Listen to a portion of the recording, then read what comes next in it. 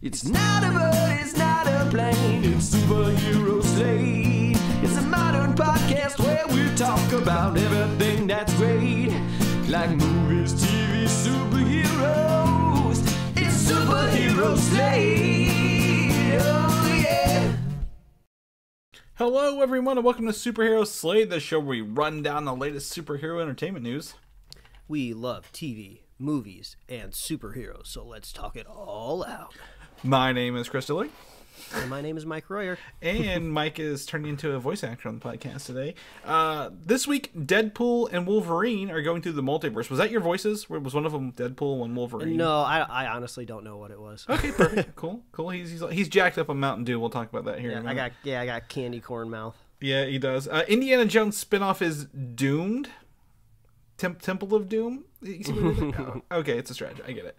If you've not seen Everything Everywhere All at Once, this is a movie you have to see now, and we'll talk more about this later, because I use this abbreviation everywhere, because I'm like, I'm not typing this movie title out, but it is worth seeing and more.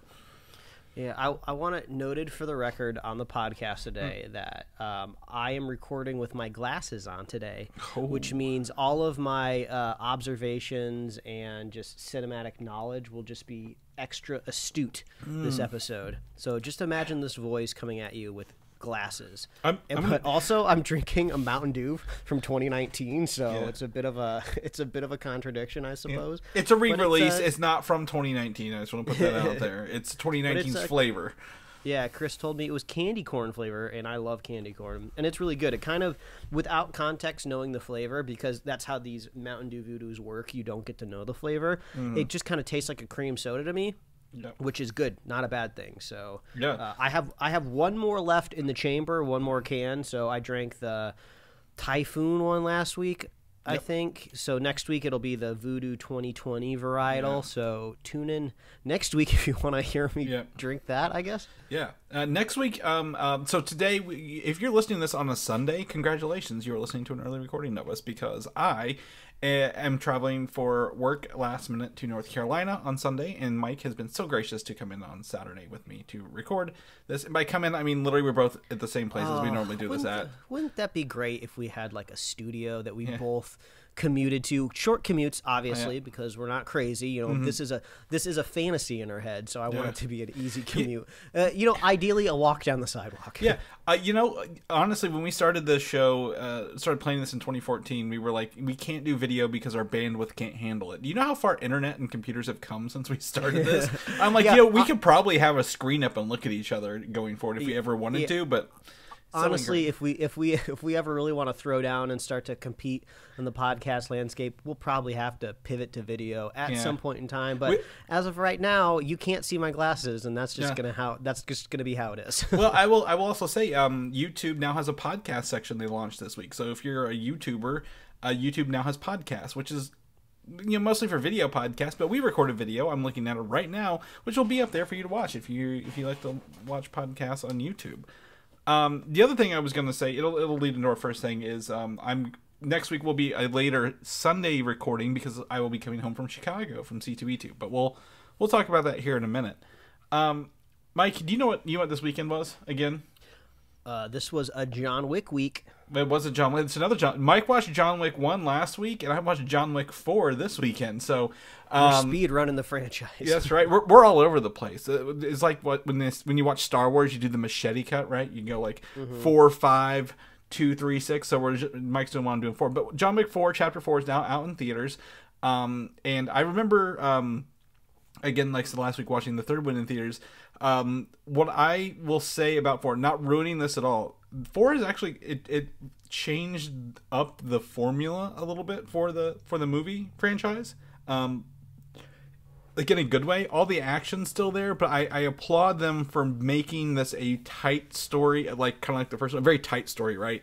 Someone on a mission doing something, and it's not the same stuff over and over again. So I really I really appreciate that, Mike. So if anyone gets a chance to watch John Wick 4, if you're a John Wick fan, you're gonna watch 4. Yeah. But 4 was visually beautiful as well. They played a lot with the colors. It's 100% on the agenda in this household to see John Wick 4. But it is after kind of reminiscing about the franchise, just after watching the first one last week, and me envisioning it through a fresh set of eyes, like my wife. It is kind of like the first one does wrap up very nicely, like in a little bow. And I don't think the creators of the movie thought this thing was going to turn into a franchise. So they've actually done a pretty good job, pivoting, into a broader story, right? When you kind of have this kind of simple, like almost like revenge fantasy in the first one, and now they're like building out this whole universe and trying to figure out where John goes next. So I'm looking forward to it as well. And it's always fun. I feel like John Wick is more popular than it's ever been. It's like been slowly growing as each film has come out to the point where now I see people post like Instagram stories in my feed of like, oh, so excited for John Wick this week. And I look at the person, I'm like, I did not expect you of all people, to be a John Wick fan. So everyone kind of comes out of the woodwork when there's a new John Wick movie, which is fun. Yeah. Who doesn't love Keanu Reeves, Mike? That's the thing. Like, who doesn't like the guy? He's good in movies. He's good outside of movies. I just scrolled past a headline not long ago that said he did 90% of his own stunts in the fourth film. So good on him. Yeah, absolutely. It's fun.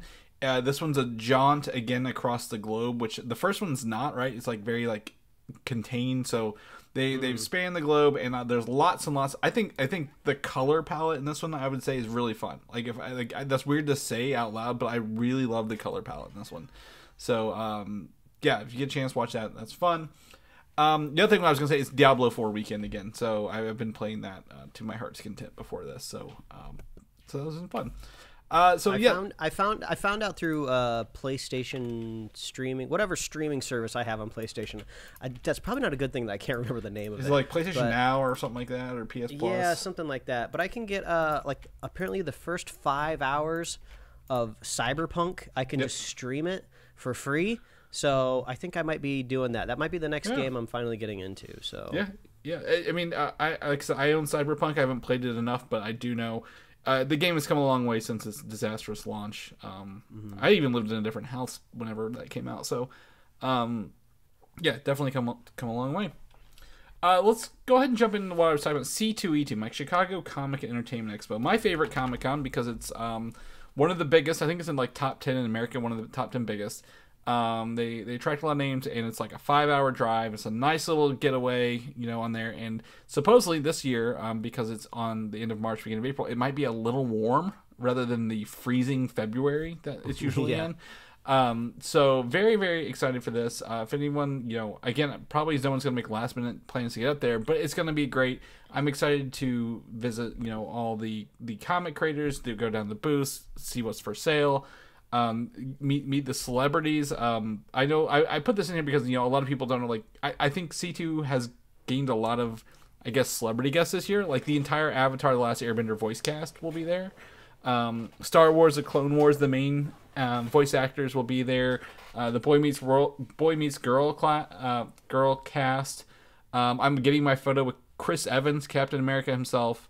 The actor who played Namor will be there. They just announced Quantumania, the Catherine Newton who played, I guess, the daughter of I can't think. Scott Lang will be there on Sunday. They just keep adding more and more. I'm like, well, this is fantastic. I'm very, very excited to be there, Mike. So the most important question, Chris. Yes. Is you're going to be in Chicago, so what weird Chicago food? A Chicago dog, hot dog. Because Chicago food is weird. I'm not saying it's not delicious. I grew up very close to Chicago, but all the food in Chicago is weird.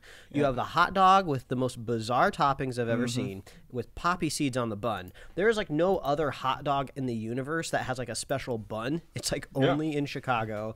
And then if you've watched The Bear on FX, you got the Italian beef sandwich, which is just like wet sloppy beef on bread, which I say again is delicious. And then we all know about the pizza, and I feel like there's one other thing. Oh yeah, the Chicago mixed popcorn, which is caramel popcorn and cheese. Like I said, all of this food is delicious. It's just weird. So which weird one? You said the hot dog? The Chicago dog is my favorite hot dog, and I don't know what it is about it.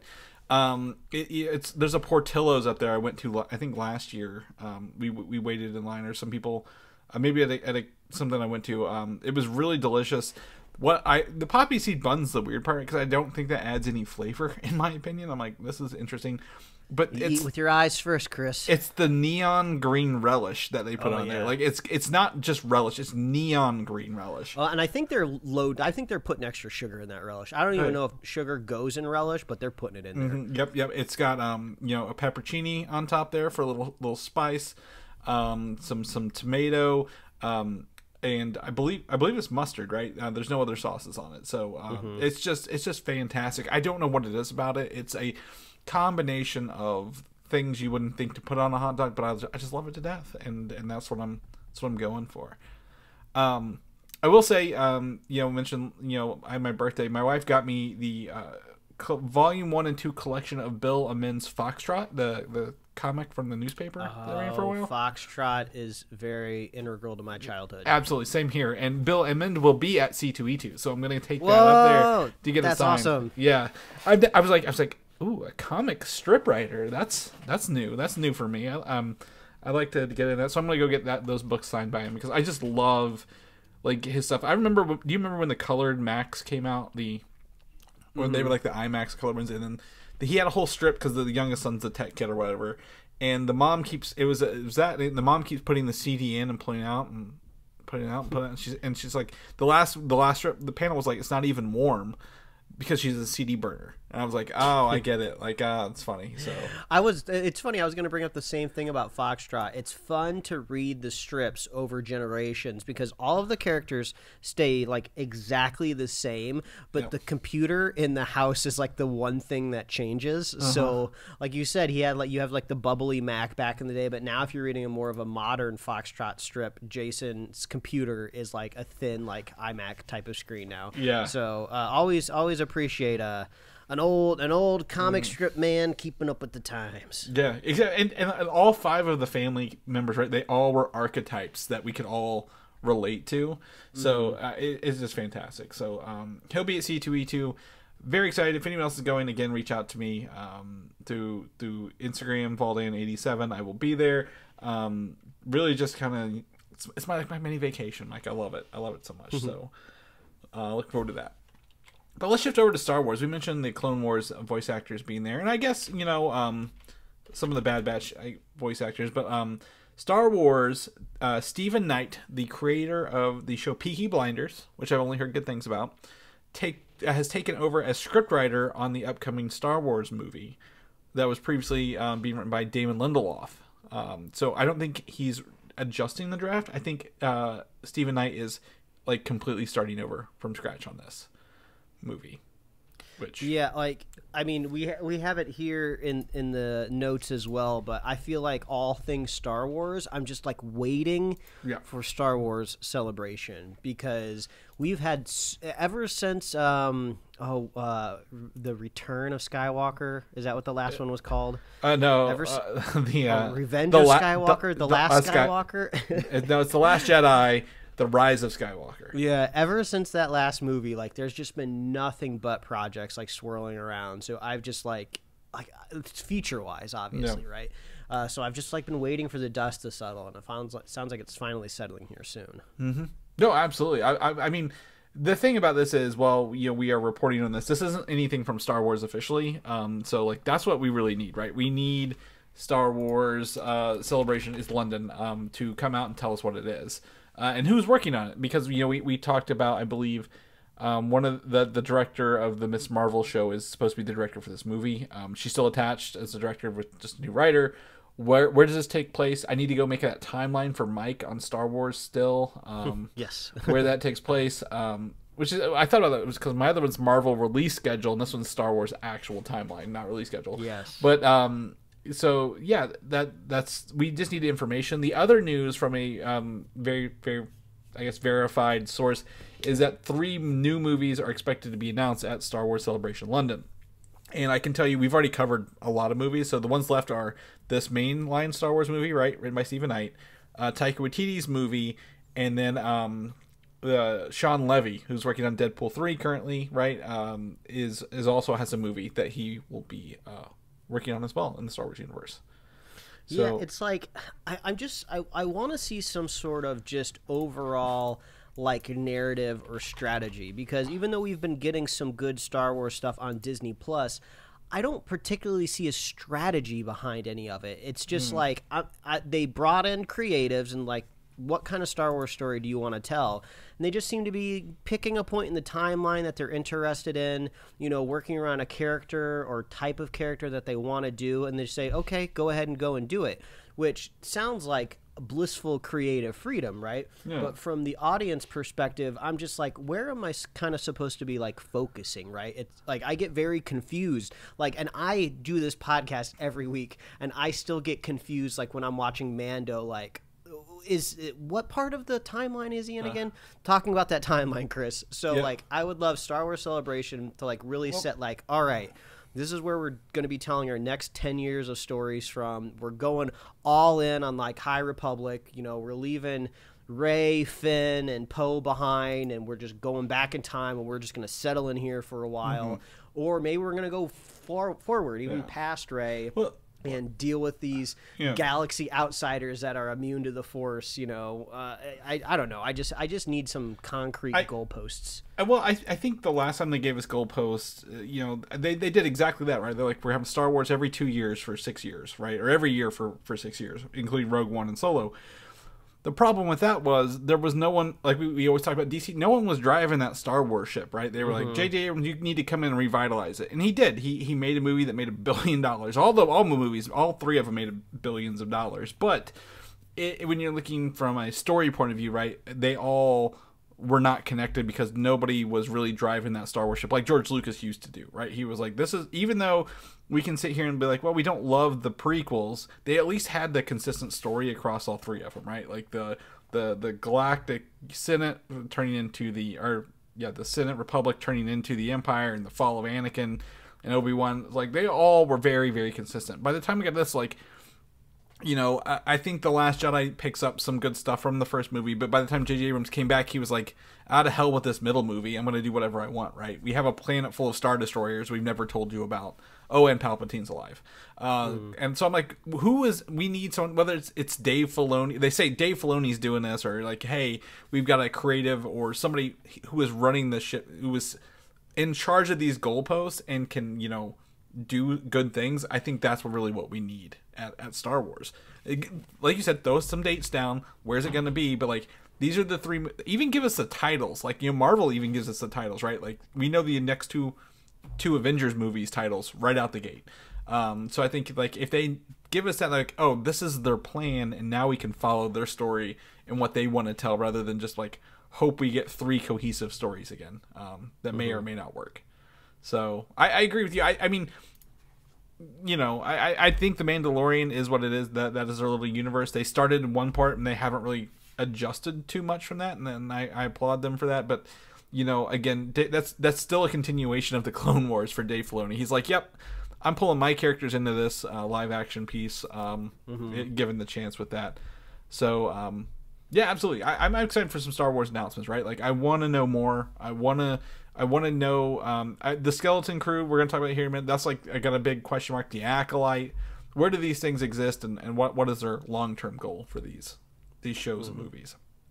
So into the Skeleton Crew series coming up, starring Jude Law, Daniel Kwan and Daniel Scheinert, I believe I'm pronouncing that right, who are the directors of, they won Best Directors, right, at the Academy Awards. The Daniels, as I think most Hollywood refers to them as. Yeah, this movie, Everything Everywhere All at Once, they directed this movie that came out last year, under the radar, absolutely out of nowhere, swept a lot of the Oscars, right? You know, Best Actress, Best Supporting Actress, Best Supporting Actress. The most winning movie, not of all time, but I think they say like in recent history. Yeah, like that's it annihilated the Oscars in a good way. yeah, absolutely. And again, this is like, you know, I wouldn't say a big win for indie films, right? But like, this was not a studio production. Like there's no There's no universe. There's no ulterior motive. They weren't selling toys. This seemed more like a real passion project for the directors, the Daniels, and they have been hired to direct an episode, or they had been hired to direct some of the Skeleton Crew well before they won anything or this movie even came out. So they will have their fingerprints on this show, and I think that adds some eyeballs to the show when it comes out eventually on Disney Plus, right? It makes you wonder where the Daniels go next, right? I'm no Daniels expert, but I've seen their last two movies, which was Everything Everywhere and Swiss Army Man, both great films, but smaller, right? Not main scale. And if you see the churn of Hollywood and what happens, you bring up these smaller-ish directors and you put them in charge of like multi-million bazillion-dollar projects, right? So I see some people out there already like rubbing the crystal ball, like, are they testing them to see if they can, do like a Marvel movie? Are they gonna direct Secret Wars or something like that? And, oh no. I don't know. Possibly. Yeah. But like it always feels like internet thinking, right? The internet always goes for the most obvious answer, which is not always wrong, right? But just because their last movie was a multiversal movie doesn't mean they go direct the next multiversal movie. So I don't know. I feel like, do I want them to do more of their own stuff from their own wheelhouse of original stuff, or do I want them to put their fingerprints on like franchises that I really like? I'm not sure. I would like to see them do smaller stuff, right? Television, like see how they handle a television show, or maybe a couple episodes, like an arc of a show. I did pull up here. I did want to put Daniel Kwan by himself directed an episode of Legion when it was out on Sci-Fi in the later half. But I always remember that like the biggest thing that I remember from and not Swiss Army Man and not Everything All at Once is they directed that damn music video for Turn Down for What? And I'm like, this is the craziest thing I've ever seen. And I watched it not knowing who they were or anything about it years ago. I'm like, this is just wild. These people are just crazy. And I think, that outside of the box thinking, that energy, they just nailed it. And I'm like, that's cool. You know where out of the box thinking and energy is desperately needed? I think I would like to see them involved in the James Bond franchise. Yeah. They're going to need to reignite that thing and get it going with a fresh perspective, because like that franchise is like one of the older, like from a bad point of view that I can think of just like, it's like dusty in a way, like Daniel Craig kind of brought it back a little bit, but yeah, put a little Daniels energy into that. That could be fun. Well, I don't disagree with you. I don't think they wear enough suits to be the director of one of those movies. I think the Broccoli family really, really want people wearing suits to direct that movie. Now, I want the next James Bond movie to make people mad. Before they go see it, right? There's headlines of just like someone complaining about it being woke, or someone saying that James Bond would never wear that kind of tux, and maybe he's driving an electric car this time around. Oh yeah, an electric car, but it's like from Ford or something. Yeah, like it's just like I want to see somebody just like ruin James Bond for the fans. It'd be so funny. Don't tempt them, but I think James Bond. I mean, you bring up a good point. I think James Bond needs something, but I would like for them to maintain that creativity control of what they want to do. So I'm not going to say I don't want to tie them to any project at all, right? Like anything that I've seen out of Marvel, but I think their names will come up probably if the Skeleton Crew is warmly received, maybe on a Marvel, like a Disney Plus show down the road, right? Something with that. The truth of the matter is they probably are receiving every project they could ever want to do right now after sweeping the Oscars, and they have never seen like blank checks this big before. So they're literally going to be able to do whatever they want. So they got lots of decisions to make, and I hope it's not stressing them out too much. Yeah. And if you get a chance, again, I think both of us would highly recommend watching Everything Everywhere All at Once. It's a movie with a great story, but also contains a lot of science fiction. So you can get both your fixes in on that. I don't know where it's streaming, but it's probably out somewhere by now at this point. I think it's worth the rental or the purchase, in my opinion. Yeah, absolutely. Yeah. Let's shift gears to talk some Marvel stuff. People who are quirky who get big blank checks. James Gunn, right? Like he was like that for Marvel. Well, he writes the checks now. Yeah, he does. His names are signing the checks. But Guardians of the Galaxy Volume 3 is rumored to be around 2 hours and 29 minutes long. This is what people are saying, which is one of the longer MCU movies. I think that they said it's like 12 minutes longer than the last Guardians movie. But when you're wrapping up a trilogy, you don't want to sell it short. Right. Wrapping up a trilogy, killing off a main character for sure. You got to leave time for us to mourn in there, right? Exactly. They kind of did that with the last one, so that was good. But also at the same time, like, my assumption is, and you might agree, this is James Gunn's last Marvel project ever, if not for a very, very long time. If he directs a small, like, holiday special again with the Guardians or whatever's left of them. But like, I figure this is his last project. So like, hey.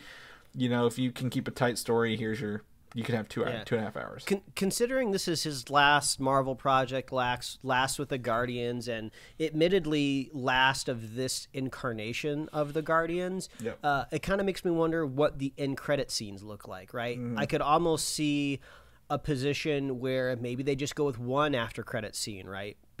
And it just maybe hints to maybe where the characters go after this, because I imagine this is going to be very emotional, right? But if they do after credit scenes, I wonder if James Gunn's even involved with it in any way at all, right? Because he's not going to be around to do anything with any of the other characters. So, maybe these 2 clips that we see during the credits will just be fully just Marvel. I think one will be his. I think it'll be a funny one. He always does like the funny one, right? Like that's not like storytelling, but like includes the characters. I think he's gonna want to do a very funny, quirky. I'm trying to remember the after credit scene in Guardians 2, but wasn't there one with like was a teenage Groot? Was he the after credit scene in Volume 2? No. It was what's his name?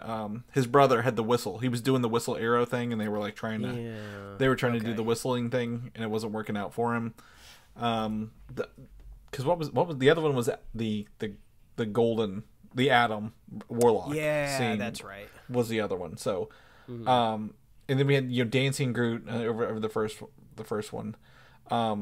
So I think he'll do that, but like 2.5 hours, it's gonna be I didn't think this movie. The trailer doesn't make the movie look that long, but who do I know? What are they hiding from us? What are they not showing us? What do you know, Chris? You've only recorded 417 of these episodes with me. we have gone through an entire Ant-Man trilogy doing our podcast, and almost a Guardians of the Galaxy trilogy. It started like right before we did this. So yeah, absolutely. I'd be excited to see in Guardians 3. I think the ending involves 2 things, Mike. Either one is a celestial, like the Celestials have something to do with this, right? Because nowhere is a celestial head. Or 2, do we meet a multiversal Guardians at the end, like it's like an incursion, and we meet like some weird versions of the Guardians as they get towards Secret Wars? So it'd be fun. Speaking of alternate versions of things, Deadpool 3, the rumor, and I've seen this before, and I think we might have even talked about it on the show, coming back up is Owen Wilson's Agent Mobius and Miss Minutes will appear in the movie as Deadpool and Wolverine take on the TVA from Loki. Yeah, this one has been fun for me to think about, right? Because it just kind of makes me reminisce on Loki and the TVA in general. And I think the TVA is the last kind of thing in Marvel that has kind of made me like really excited about like the possibilities of where it could go. This last phase of Marvel has kind of been very meh for me, unfortunately. It's had some highs, but like overall I just haven't been so plussed about it. But the TVA is just like so interesting to me because it's probably the most concrete kind of idea about like multiversal consequences, right? And they've really fleshed it out with like characters that have stories, and they're just like these variants that kind of need jobs, and it's just very interesting to me. So it reminded me also, it has been millennia since I have seen Deadpool 2, and I kid you not, Chris, I forgot until you brought it up last week on the podcast. I believe it was last week, that Deadpool time travels at the end of that movie. Yeah. I had 100% forgotten about that. So now that that's come back up and these like rumors are popping up, like, oh, this makes so much sense. Yeah. Deadpool is exactly the type of character that Mobius would be tracking down to stop. And Ryan Reynolds, his character. I'm trying to remember what the Wade Wilson. Of Wade Wilson. Yeah, like he does not give a shit what he's doing in time. He has like no concept of like morals. Yeah. So I think that's just gonna be fun. Well, right, and like they killed off his girlfriend at the end of the last one. Right, he has no attachments. He took Cable's thing. He's bouncing around. He went literally. Took everything in the end of that movie was so meta time travel, right, or multiversal travel. He was like, I'm gonna go kill off the version from X-Men Origins Wolverine, and then he was like, the Green Lantern script, right? Like he even did that. Like he skewered the whole multiversal time travel thing. I gotta rewatch this movie, man. It's been too long. So it's very good. It's prime for that. That gives. A lot of people are like, well, how does Logan fit into this? Because it's the end of Logan. I'm like. They're time traveling, right? Like literally, they can go pick up Hugh Jackman out of anywhere. Hugh Jackman at any moment looks younger than he did in Logan, right? Like they aged him up and made him look old, and for a reason. So like they can literally pick him up and take him everywhere. And it's with this. It's going to be such a great buddy cop combo. Like the script is almost writing itself, right? Wolverine playing the straight guy, Deadpool comic relief. The tension there is already hilarious. And I even like the idea that maybe Mobius shows up and like looks at Logan and it's just like, I'm sorry to tell you this, guy, but you're supposed to be dead. Yeah. Like you're not supposed to be alive. And maybe like that's kind of like the wink nod to the audience of just like, oh, we get it, we killed Logan off, but not really. And this is like the best version. Like we brought this up years ago, right? When Fox was being purchased by Disney. We're like, Deadpool's the perfect type of character to like live in this limbo because he can do whatever he wants. And everything's just feeling just so like, it just feels so perfect. And he knows he's in a movie. He's referenced different universes before, right? Like he's like, when he's like Professor, he's like, which one? McAvoy or Stewart. So like he knows all this stuff, and you're like, this would be fantastic to have him. And knowing that it's R-rated, right, with Wolverine's claws and Deadpool's lethal actions, like I want to see this really lean into that quite a bit.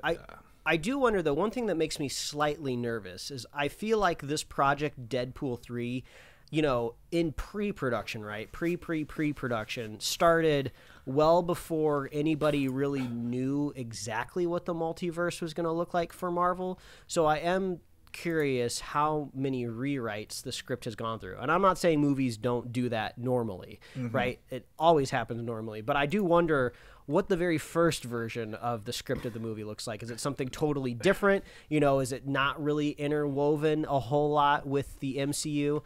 And it's developed over time, because I believe like different writers have been brought on for this script over the years now that it's been in pre-production. So because I'm not super worried, but I am gonna be keeping an eye out. So the original writers, and we talked about this, were was it the Molyneux sisters?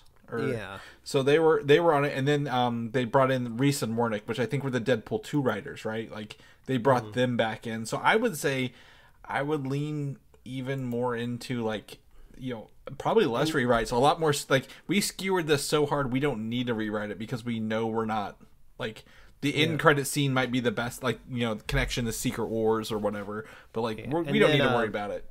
Well, and then they brought in Sean Levy, who he's kind of one of those directors that I feel like puts his stamp on the film more than a lot of other directors out there, especially when it comes to superhero movies. So I wouldn't be surprised if Sean Levy gets in there and, puts his, fingerprints on the script. So crossing my fingers that it all turns out great. But I'm more excited for Deadpool 3 than I was waiting for Deadpool 2 to come out. Yeah.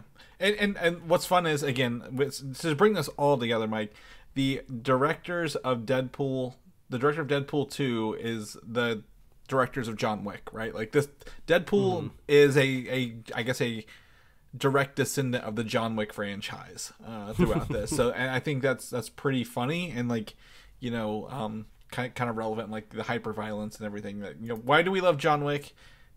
Because it's the revenge porn, right? And you know, Deadpool kind of leans into that a little bit too, and it knows that it does along the way.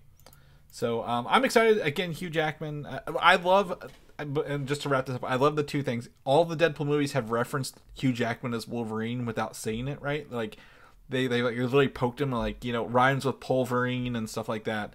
And then literally the Hugh Jackman, Ryan Reynolds, like, it's not, they're not at each other, but how they poke fun at each other on social media is really great. Like the dynamic between them, I think, is just going to carry on the screen that much better for us to see. But speaking of Loki, Owen Wilson was out there. He says that season 2 is going to release a late summer or around September of this year, which lines up with everything I think we've ever said. So, all right, I'm ready for it. As you just heard me reminisce about Loki season 1 in the last topic. Mm-hmm. Yeah, I always pull up my timeline. Did we get this right? Loki season 2, I have it literally starting the end of July and August, so this makes sense that it would be in that window. So I'm very excited. We again, I guess spoiler alert, the end, one of the end things of Ant-Man 3 is just a scene from Loki. It's not even like a direct thing. It looks like they just cut the scene from Loki and put it in here, right? So I imagine we'll see this all over again, but I'm very excited to go back into Loki. I was on Reddit the other day, Mike, and someone tried to make this ultimate timeline of how to watch all the Marvel movies, TV shows, one-shots in order, and I'm like, look, I had to step in. I'm like, hold on a second. None of these TV shows matter. Like, you need to get Agents of S.H.I.E.L.D. and, like, Cloak and Dagger, like, in the Runaways. Get them out of here. Nobody needs to watch these to know what's going on.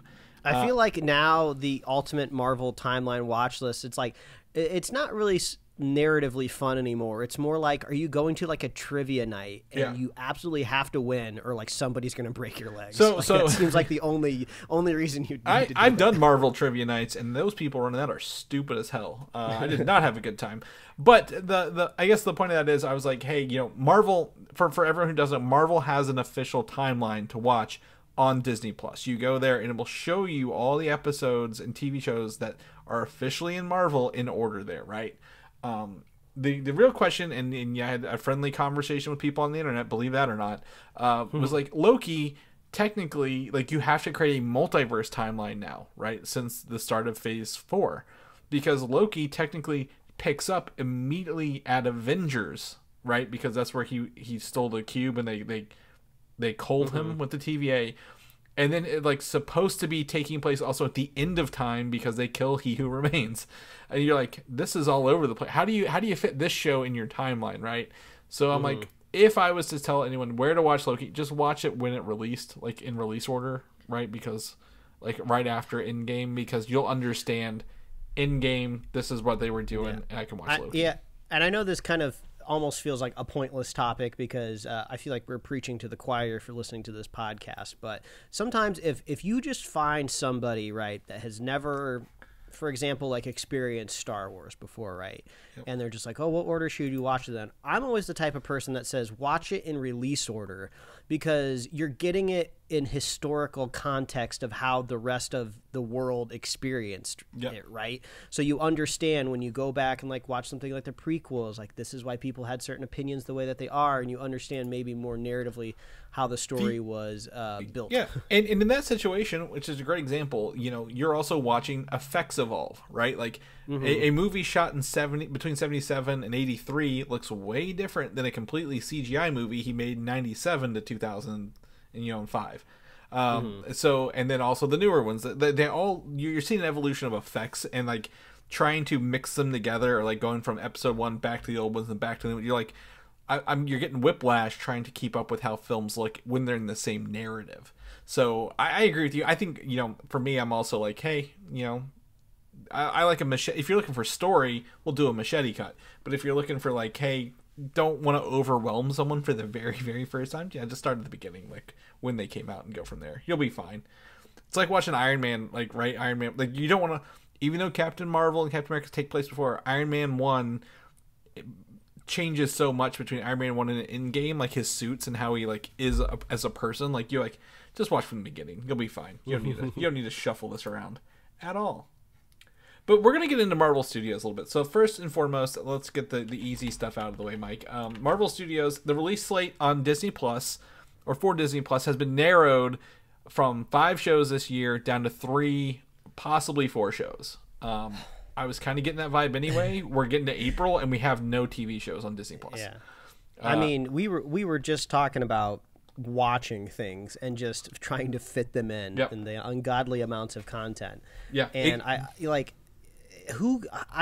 I would make time for 5 shows, right?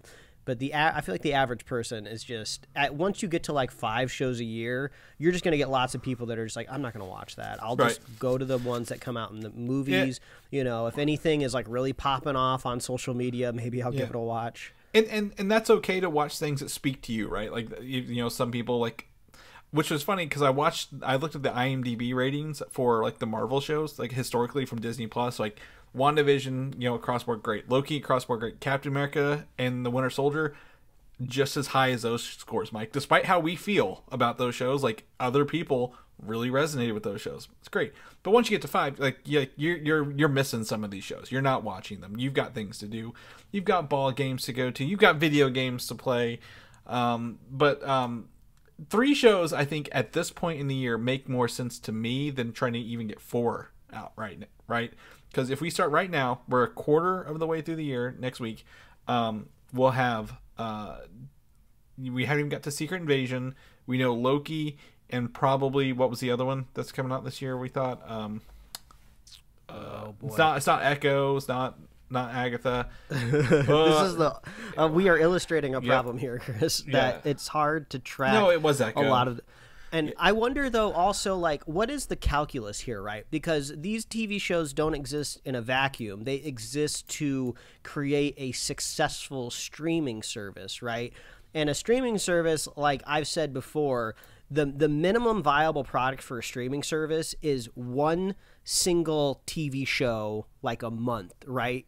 Because all you have to do is just get them to renew the next month. But as you find out, the more you grow a streaming service, the more variety of content that you need. Because if somebody just does not care about the Marvel Universe, you got to give them another reason to get Disney Plus, right? Yep. So that's kind of the balance that you're trying to strike. So if you're doing like 5 shows a year, you know, theoretically, like you're putting a lot of weight into that. And the majority of your subscribers are looking for Marvel content, and you're putting a lot of homework on their plate. So we do know Disney is shifting and reorganizing and trying to space things out, and I appreciate the spacing. Yeah, and I think that goes from, again, the previous CEO was a person who's very much like, we have to hit deadlines and do as much as we can, compared to Bob Iger's supposed, you know, we want to tell a story model.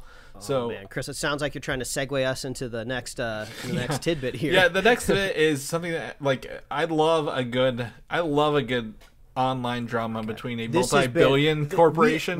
We have been tracking this all week, and Chris, me and you both, we have been up and down.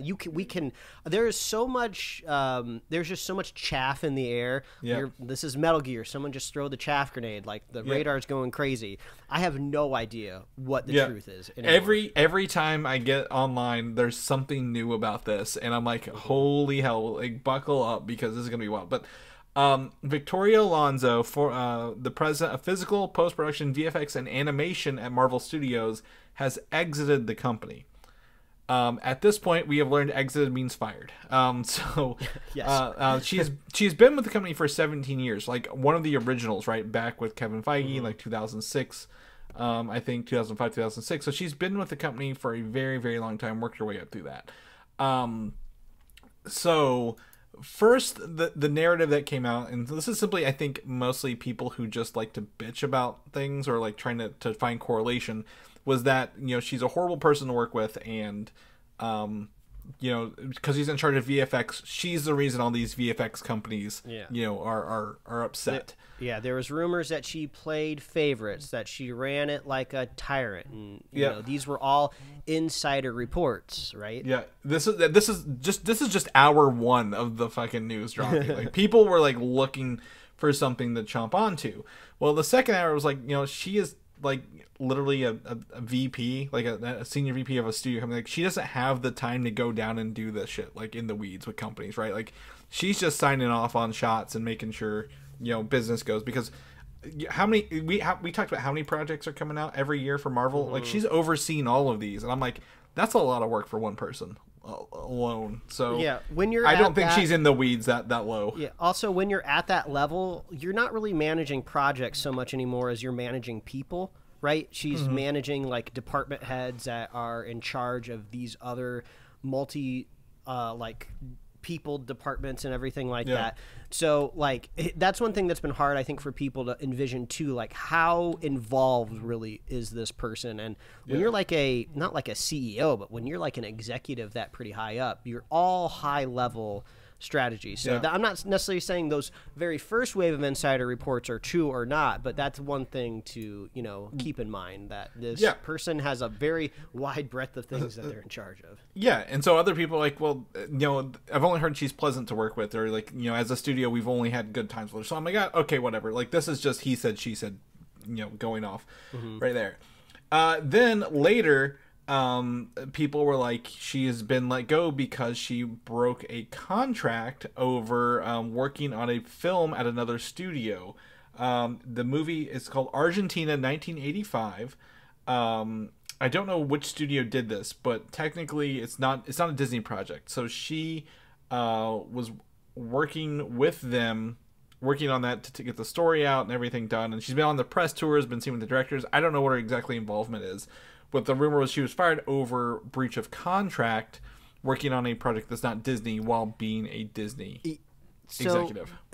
So this is kind of where I go, right? When the story first broke, it felt like a firing to me, because usually when a big executive like this leaves a big company, usually there's another story attached to it, like, oh, they're leaving to go work for Sony or work for Amazon, or they've taken a promotion, like, because that's, you know, usually attached to when a big executive leaves a company. Like, you don't want to leave kind of with the next, you know, project in tow. So I was like, okay, well, that's not a good sign, right?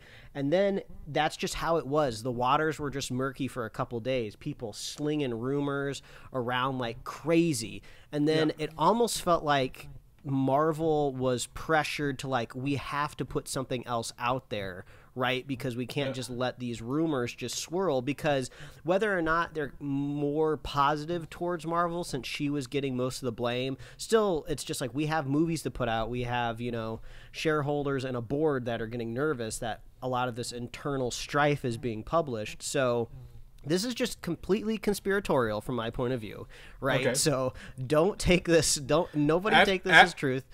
After Mike gets over with his conspiracies, we'll go back to the latest news as of noon today. Yes, time. Awesome, because I don't know what this is. To me, it sounds a little cooked up, right? Because it's not like any of this stuff was secret, it seems like. You know, if she's out there doing press tours, being, like, photographed, like, she obviously thought it was okay, and other people saw it as well. So I guess maybe theoretically, since she had been there for so long, maybe she got, like, quote unquote too big for her britches and thought she could get away with it. Or maybe she was getting away with it and nobody cared, but they needed kind of an excuse of just like, oh, well, we want to fire her, but now everyone thinks we're firing her just because maybe some of the textures on the last VFX shot look weird, which is a weird excuse. So let's just concoct an excuse. You know, it might technically be true, but it's not the real reason. I don't know. That's just kind of where my head and vibe is at, but obviously it's just all conjecture.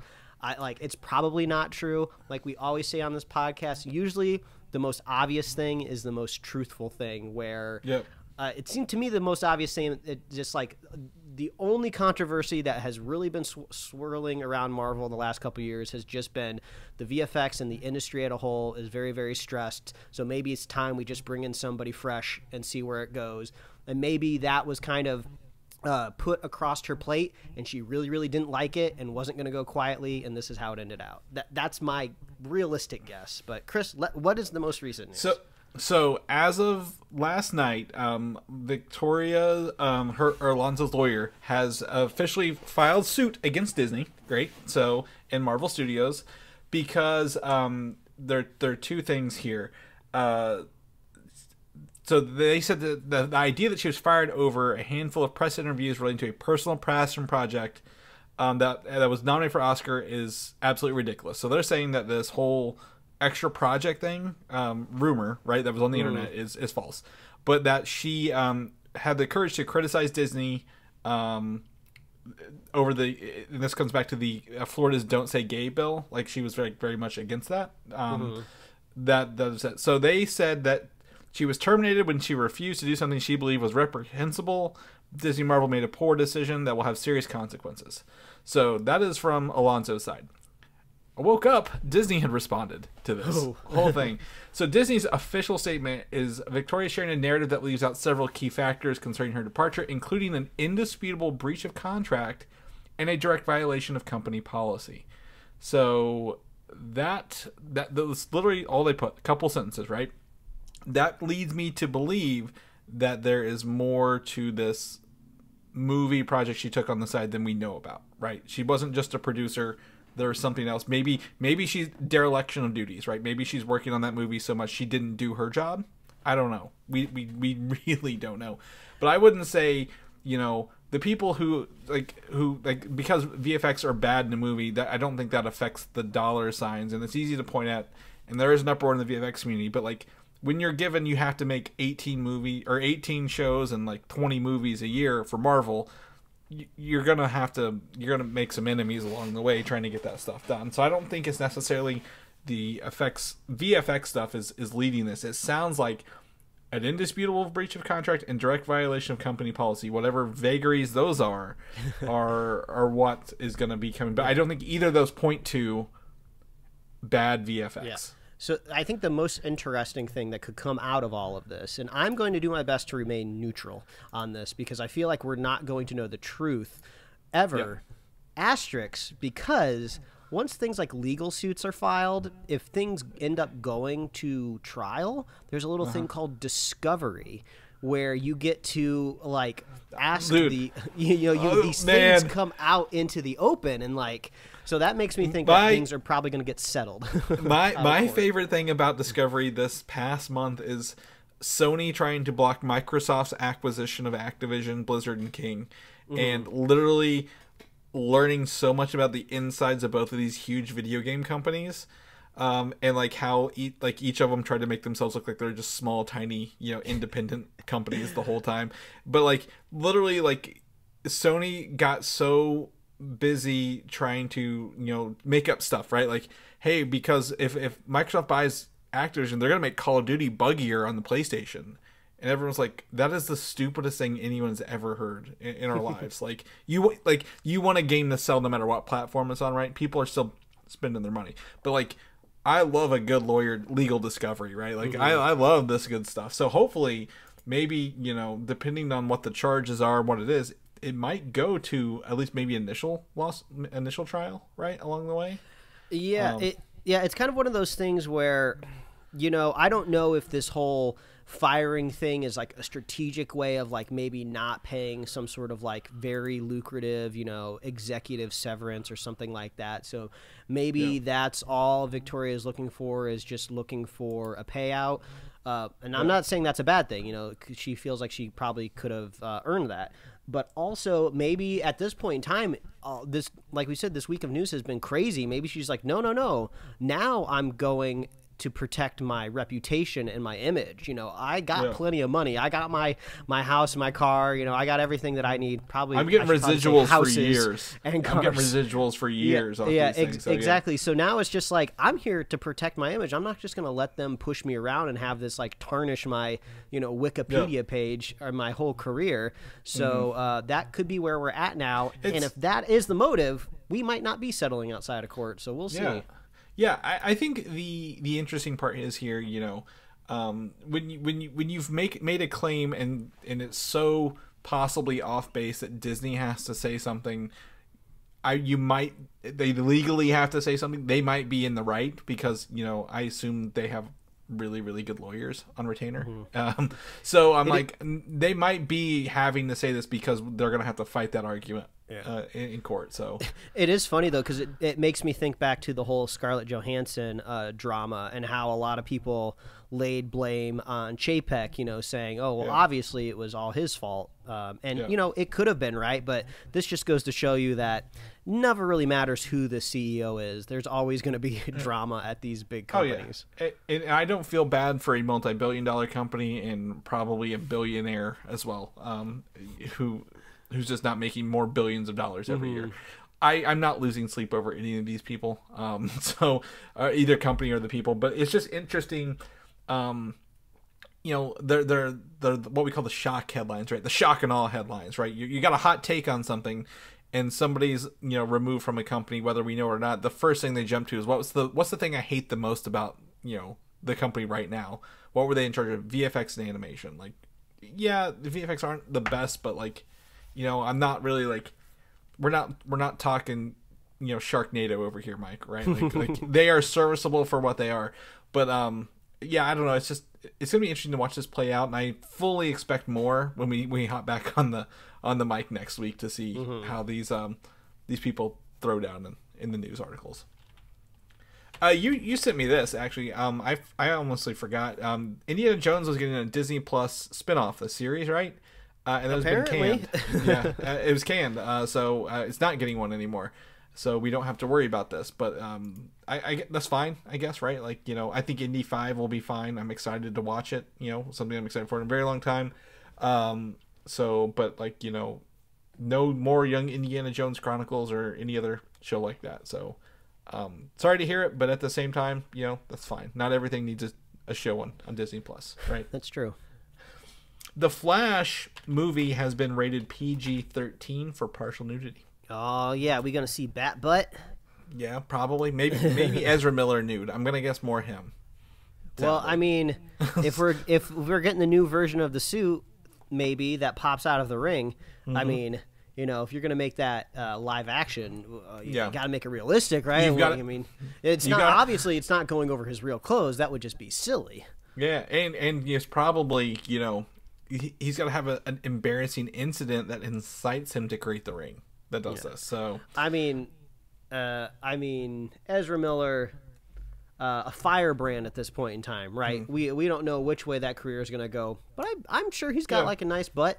So we'll see. I like how we both just assume it's a dude's butt. It's partial nudity. Well, I was going to say the more realistic thing is probably Supergirl, because she's locked and chained in like that one looks like a potato sack when they couldn't get her out of the thing. Yeah, maybe. And I'm already imagining like the fun, quirky, like they show like one tiny little bit of like a curve of her butt, and then like Barry Allen's just like maybe like looking through his fingers or something, and then both Barry Allens are doing that. And then Batman's like, no, be gentlemen, don't look, or something like that. Yeah, it's just a silhouette of something, but yeah, we'll find out more this June whenever it comes out. So lock up your kids from seeing the Flash. As we predicted last weekend, Zack Snyder announced a full circle theatrical screening of his movies, DCEU movies, Man of Steel, Batman v Superman, and Justice League. Oh my God! Thank God. The minority of people that thought he was going to be doing like a new movie, like I just wanted to shake them. Like, there's not going to be a Dark Side movie. What are you doing? They're not bringing him back. This is over. This is done for. But people wanted to believe. So we didn't link the poster in the show notes, but it's out there if you want to see it on Twitter, and it's hilarious because it is perfect encapsulation of Zack Snyder, this poster. It's like a Grecian god statue that has the Superman insignia on the chest. I don't believe the statue is Superman. It just seems to be some sort of generic statue. And then in text it says, "From one man's vision," and it's just like that's the only way that they can really like brand this whole thing of just like this is truly Zack Snyder. And I saw some people online. People have been like in discourse, talking about Zack Snyder and the DCEU again because this will never die. And I saw some good takes, and I think my favorite take of the internet from the past couple days was the biggest failure of Zack Snyder's Justice League is that it was Zack Snyder's. Like, the visual style, aesthetically, the story-wise, it was always going to be Snyder's vision, which is polarizing, right? So if you love Snyder, this is great, but how on earth do you spin up something the size and grandeur of Marvel off of a very specific vision like Zack Snyder? You know, if you go back and look at Phase 1 of Marvel, you know, you could criticize it maybe for being, you know, relatively safe in vision, you know, but at least that gave them the runway to create something larger and then later on maybe get a little bit more distinct in certain films, right? But Zack Snyder went hard, deep, dark, and brutal right off the beginning, and I don't know how you turn that into like a positive, hopeful, cheery, you know, Superman movie sequel, you know, later on down the line. So that was my favorite take from the internet this week. It always had an ending, and the ending was never, hey, here's some more, right? So it's like starting an Endgame, Infinity War and Endgame, and you're like, these are your characters, good luck along the way. So, but apparently this is for his SnyderCon, so this isn't something you can go and watch on your own. Local IMAX, you have to go to SnyderCon, so... Chris, I don't know how to tell this to you, but I wasn't going to go. I know you weren't going to go, but, you know, for anyone who might want to go watch them in theaters, totally. Talk about, you know, being so full of your own bullshit, you name a convention after yourself. So,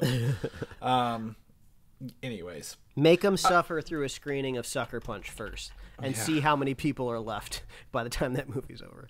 Yeah, the people who bought the tickets, that's who. Moving on, a Gears of War movie and over at Netflix has gotten a writer with John Spates, who wrote the most recent Dune movie and the first Doctor Strange movie. I forgot this movie was being made, and I extra double forgot that it was going to be a Netflix movie. Yeah, and he triple remembered, but he should have forgotten that Dave Bautista was not cast yet. He just wants to be cast for this movie. Oh yeah, like because I don't. You he just keeps wearing the outfit. You just look at Dom, and you just the character from the game, and you're just like, that's Dave Bautista. Like it's just like the perfect cast. Well, he's doing more the Marcus, the Phoenix Marcus character, the main one. So who am I thinking of? Dom's his buddy. It's his buddy. But he's got the hair and the goatee, but the main one's Marcus. That's why I'm thinking it, because I'm imagining the main character saying Dom, and I'm just attributing it to him as his name. No, you're right. The coolest thing out of those games, because I would say the story is interesting because, you know, it's these creatures coming up from underground trying to take back the planet, or I don't remember if they ever had it at some point in time. There's history that's unveiled later, right? There are five games and 6 games. Was it like did they poison the center of the Earth and then it mutated them? I don't remember. It's not Earth. It's another planet called Sarah. But there's this stuff that like it's essentially like radioactive goo in the planet core that like, hey, we can use this to power stuff. But they were like, hey, it was mutating some of the like the local residents into these locust creatures. Yeah. Okay. And then there's like a queen or something in there that's like organizing all of the mutants. But I always thought the coolest part of it was like they had a super weapon called the Hammer of Dawn, which was just like this laser from space. And like you only ever got to pick up this weapon like towards the end of like a game chapter or the end of like a really big level, and then like you would have to point it at this big thing running at you, and it would like fire off like just in time and like obliterate. It's just really cool. So I'm hoping that's gotta be in the movie or series. What is this? Is this a movie or a series? It's a movie. It's a movie, and I 100% agree.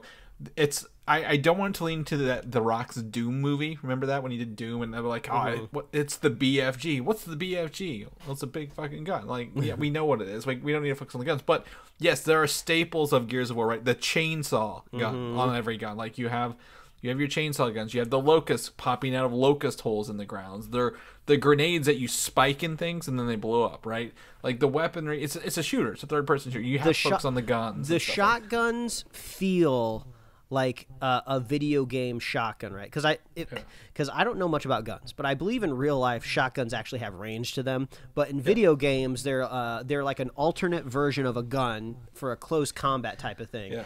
And the shotgun is the most close combat gun in Gears of War that has ever existed, right? Like if you just need to take like a half a step forward, then you could just like punch them. But the shotguns are just so impactful, like people's limbs fall off when you get that close to it with it. And you've got to have the blood and the guts and the gore, everything. So we'll see how they do with that. But like, yeah, there's a staples you wear, and the Hammer of Dawn is absolutely one of those things you have to have, right? I 100% agree. So very excited to see what they do with this. I think John Spates is great. Dune was a great movie, right? First Doctor Strange, pretty solid. So I don't no concerns with him hopping on here.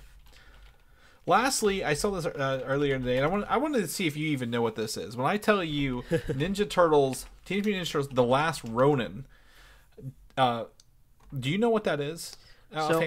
So I saw some headlines circulating online a couple days ago, but I didn't look into them. But from the brief look I saw, kind of seems like a type of thing of like, oh, when they make Batman a ninja or something. There's a storyline when they turn the Turtles into Ronins. But now that I'm talking about it, wasn't this the third TMNT movie?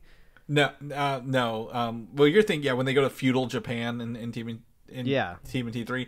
So, The Last Ronin is a recent, in the past couple years, comic book series by the creators of the Ninja Turtles, and is set in the future where there's 3 of the turtles have died in battle, and there's only 1 left, and he's going on a John Wick style fight to take down the villains of this world. Dude, that's awesome. I mean, I don't even know how the story is built, but I'm just envisioning like one surviving turtle in a video game context, because you could create one character that maybe has all of the turtles' weapons, right? Yep. These are my brother's weapons. I'm going to fight with them with honor. So maybe you level up different skill trees for different, like there's a sword, there's a bow staff, you got close combat stuff with like nunchucks and sais. So, I mean, that could be sick. And it's very, futuristic. These aren't teenage turtles anymore. Like these are like, grizzled, like war battled turtles in the future.